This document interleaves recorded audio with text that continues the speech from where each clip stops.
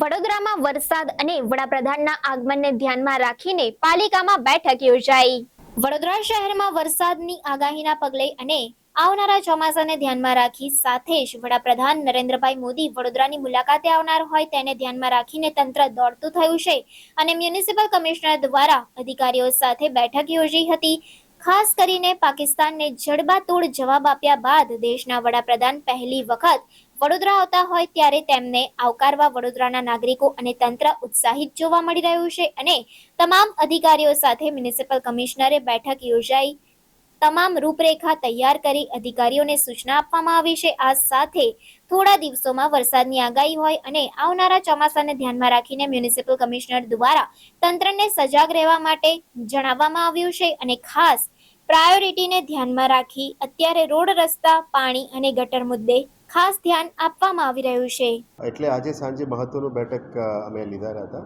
Basically pre monsoon activity આપણે મે 30 તારીખ અને જૂન 10 તારીખની વચ્ચે કરવાની અમે પ્લાનિંગ કરી હતી, પણ આવનારા 2 દિવસ કદાચ વરસાદની આગાહી છે. આજે રાજ્ય સરકારે પણ આ બાબતમાં ગંભીરતાથી મિટિંગ લીધી હતી. એને ધ્યાને લેતા આવનારા દિવસમાં વરસાદની એક્સપેક્ટેશન છે, એટલે પ્રી મોન્સૂન એક્ટિવિટી સાથે આપણે QRT ટીમ્સ પણ બનાવવાનું નક્કી કર્યું છે. મોટા મોટા રોડ્સ આખા સિટીની અંદર જે પણ ઇસ્યુઝ છે ત્યાં અમે QRT ટીમ્સ બનાવીશું, જેથી કરીને ત્યારના એસિસ્ટન્ટ એન્જિનિયર યા જેઈ યા ડી લેવલના અધિકારીના નેતૃત્વમાં આ આખા રોડમાં એક ટીમ બનાવવામાં આવશે, જેમાં એમનું એન્જિનિયરિંગ ટીમ રહેશે, સાથે જ મેકેનિકલના જે JCBs અથવા મશીન્સ ક્લિયરિંગ મશીન્સ રહેશે, એક એન્ક્રોચમેન્ટ રિમૂવલનું ટીમ રહેશે અને સાથે સાથે ગાર્ડનની ટીમ જે ટ્રીમિંગ ટ્રીઝ અને ઝાડને કાપવાનું અને ક્લીન કરવાનું બધું ટીમ રહેશે, અને ફાયરના ટીમ સૌથી પહેલાં ફ્રન્ટ લેડ બાય ફાયરના ટીમ રહેશે, જેથી કરીને વરસાદીના માહોલમાં અદરવાઇઝ કંઈ ઝાડ પડી જાય, પવનના કારણે કંઈ પડી જાય અને તાત્કાલિક ધોરણે વહેલા તકે નિકાલ કરે, જેથી કરીને પબ્લિકનું અસુવિધા ના થાય એ બાબતનું QRT ટીમ ફોર્મેશન કરવા માટે એમને સૂચના આપી છે.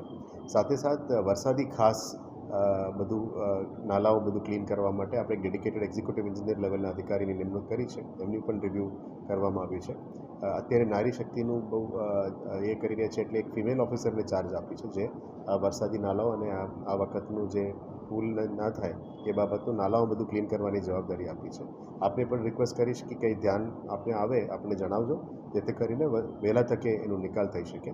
પછી વરસાદી ગટર જે નિકાલ કરવા માટે ડેડિકેટેડ ઓફિસરની ઓર્ડર કરી છે, અને રોડની અંદર જે પ્લાસ્ટિકની ઢાંકણાઓની અંદર કવર કર્યું છે એને કાઢીને જેથી કરીને પાણી ઉતરે એ બાબતમાં પણ એક ડેડિકેટેડ ઓફિસરનું કામ સોંપ્યું છે.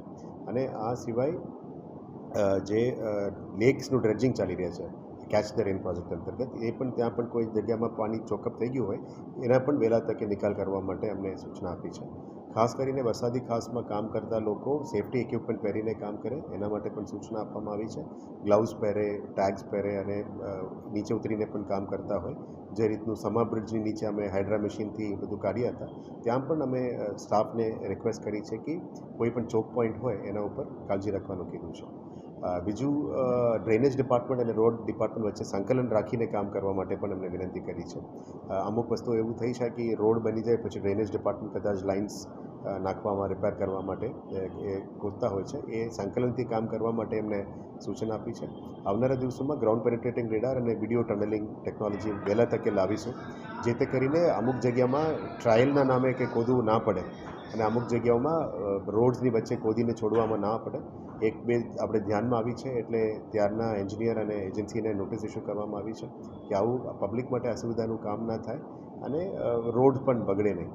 એટલે GPR અને ઇમેજિંગ ટેકનોલોજીથી જ પહેલાં ચેક કરીશું કે ચોક પોઈન્ટ છે, લીકેજ છે, પાણીના લાઈન હોય તો લીકેજ માટે, અને ડ્રેનેજ લાઇનમાં ચોક પોઈન્ટ હોય એ ચેક કરવાનું